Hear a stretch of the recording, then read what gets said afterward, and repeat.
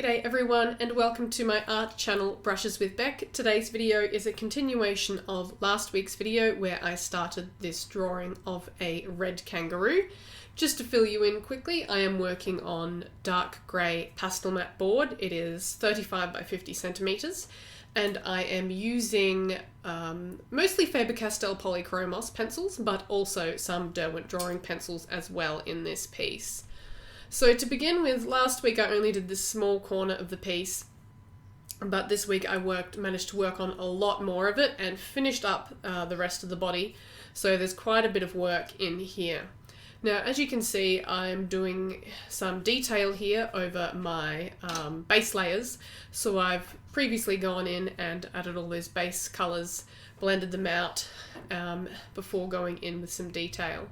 Now I'm adding in generally how I go about it is I sort of map in different areas of the fur, and for that I've gone in with one of my brown pencils and mapped in some of the darker areas with some light fur strokes, and I've gone and mapped in some of the more orange tones in the coat, and then working around that and working back and forth through that area with different colours just to lay in those strands of fur and get that texture in there.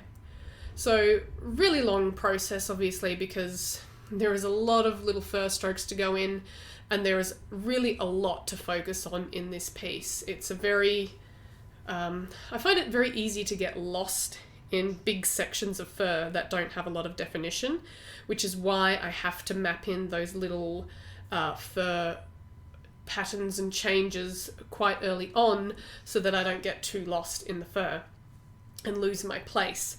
So that's something that can be really, really helpful, I find, for me, is putting in those really obvious, maybe darker sections or splits in the fur and mapping those out and then working everything else in through that afterwards. So you just see me working through here. That's a warm grey.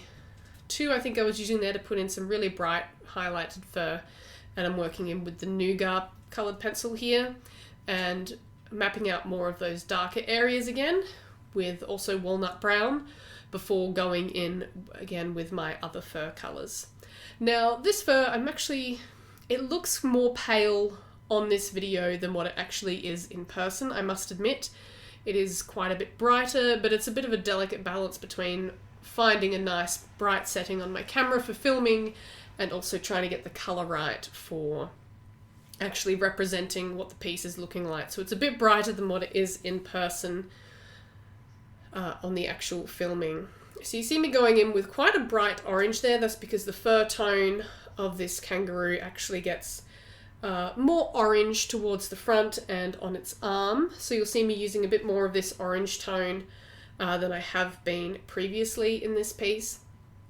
I'm also using the cinnamon and beige red a lot for the main fur colour on the side of the body here. Now if it's not quite making sense, this sort of upside down triangular section is the side of the body leading up to the back.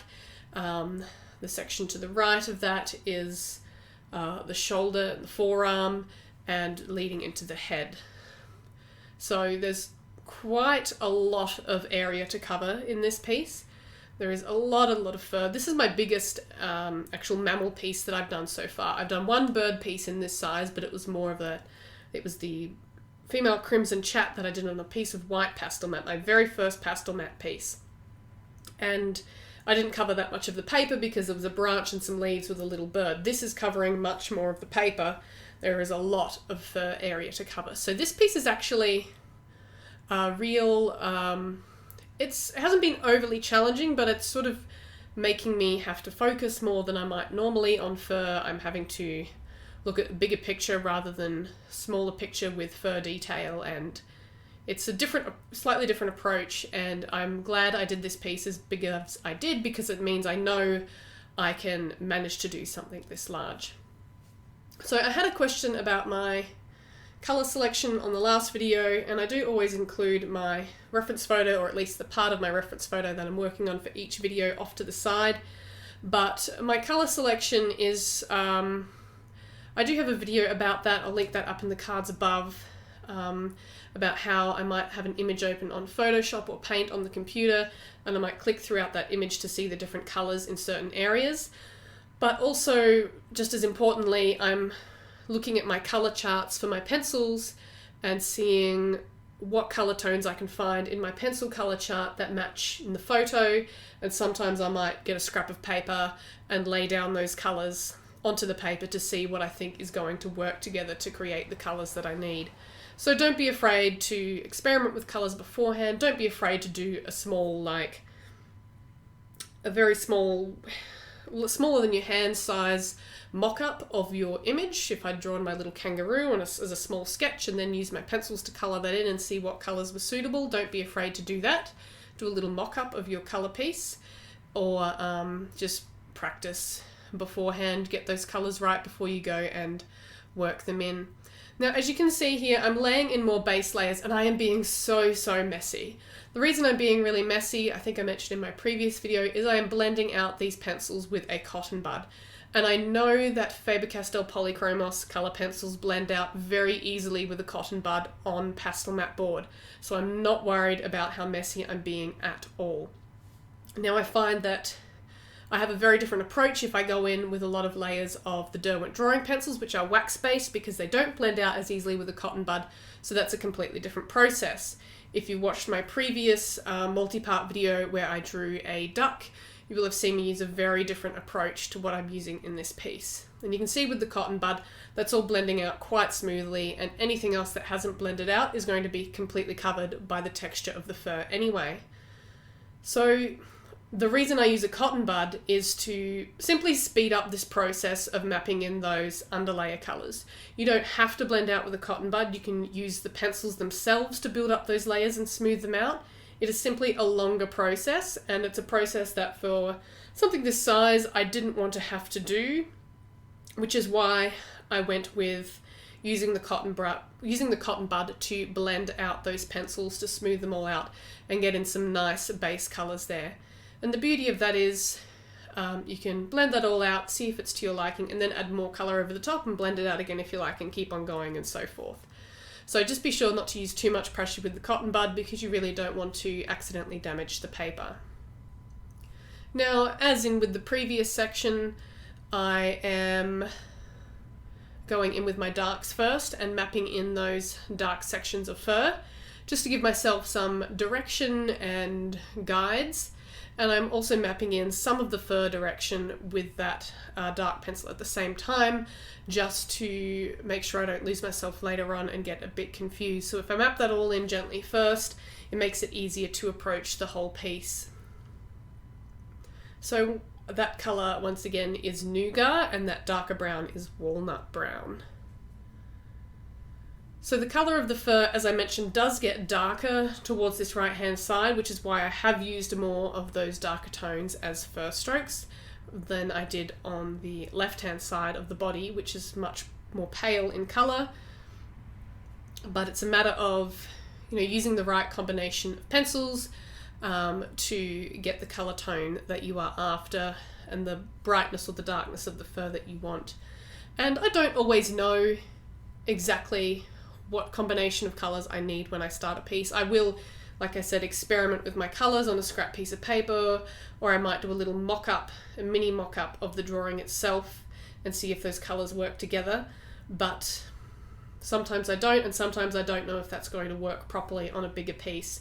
So I'm never too afraid of picking the wrong colour. You can just, especially on PastelMat, it's easy to go over colours with something else, and I can always lighten up a colour. If I've put in a colour and I don't like it, I can go over with the kneaded eraser, pick up some of that colour, and then reapply colour over the top to correct. So I'm not worried too much about making mistakes with colour. Everything I do helps me to learn, and if I'm not making mistakes, then I don't think I'm learning. So not that I necessarily always make mistakes, but I feel like simply just trying things out. I added a bit of a yellow tone there. I think that might have been like a Naples ochre or something like that. I added that in to have some more yellow tone in the fur, and that was purely sort of experimental. I thought, let me put this in and see how it goes, and I quite liked it. So nothing is wrong, so to speak. It's art after all. You can pump the colour as much as you like. I could have made this a really strong red and orange colours if I wanted to really make it extreme. And it's all about, how you want it to look. And choosing colours really is, it does take a bit of practice, and you will get more used to it over time. You might look at a drawing and think, oh, I need that colour next. Like you will just think, oh, I need that specific pencil. And that's just a matter of getting used to your pencils, getting to know your colours, and getting to know what that looks like on a reference photo and what you might need to add to balance things out to get the colour you need. So that's basically my process that I go through for making sure I've got the right colour tones in this. And sometimes, especially with this piece, I was working through it quite a bit and realising, I get to a certain point and I realised I wasn't quite as orange as my reference photo was, and so I was able to add a light glaze of orange over some areas of my piece just to bring in some of those colour tones a little bit more and bring it back to where I needed it to be. So you can see I'm using some Derwent Drawing pencil there now. That's the wheat colour, and that's to bring in more of yellow tones rather than pink tones, because I've been using the beige red a lot from the Polychromos set for the lighter hairs, and in this section of the fur it does have more of a yellow tone rather than a pinky tone, so I wanted to make that switch there to make sure I was capturing that correctly. Down onto the last section of this arm, so this is the forearm running back to the elbow, the shoulder running back to the elbow of this kangaroo. And there's a lot more orange tones in this section as well. It's actually quite a complicated section because the fur is traveling in multiple directions. It's split apart in sections. It's pointing up, it's pointing down, it's pointing to the side, it's running down the back of the arm. There was all sorts of changes in fur direction, and it was quite challenging to actually map that in and work out how I was going to draw all of those different changes in direction. So this is a section that I definitely pumped the orange tones on and made them a lot stronger, and it turned out really, really nicely.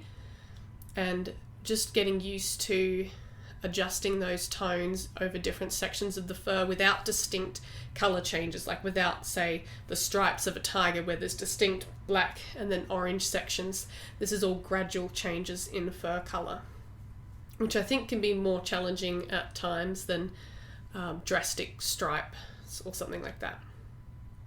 So really just mapping out these fur directions before I go in with too much detail is really, really helpful. The other thing that I really had to pay attention to in this section of the piece was the length of my fur strokes, especially with those separated sections of fur where they're pointing in opposite directions. I had to have almost just dots of fur or dashes of fur that were really short, just to really give that indication of really short fur that was sort of coming out towards me rather than running along the arm itself. Sorry, that's my cat's tail. That's Jasper trying to sit on my lap, I think she was at that point in time. So again, mapping in the fur direction with that darker tone before adding in more colour tones and refining the texture and the detail in that area. So overall, it's been a very involved piece so far, and I'm sure it's only going to get more complicated because the next section that I move on to is the head and the ears, and there's the eye and the nose and all the detail that comes with that sort of area. It's going to be a real challenge, but I'm really looking forward to that. And you can see me again, I'm using the wheat from the Derwent Drawing to add in the light fur strokes in this area rather than the beige red. So I get more of those yellow tones in over these orange sections of fur rather than pink tones. So it's all about just layering those different fur strokes. I map out my darker ones first, and then I add some different colour tones in around that, work in my highlights around those dark strokes, and then sometimes I might go back in and darken those dark fur strokes again. So I'm not always just putting fur strokes in willy-nilly wherever.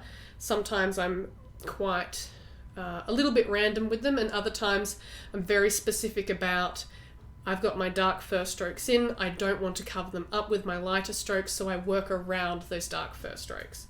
So it's a matter of a little bit of getting an eye for it, but it's important to work around those fur strokes sometimes to make sure that you're keeping them in there.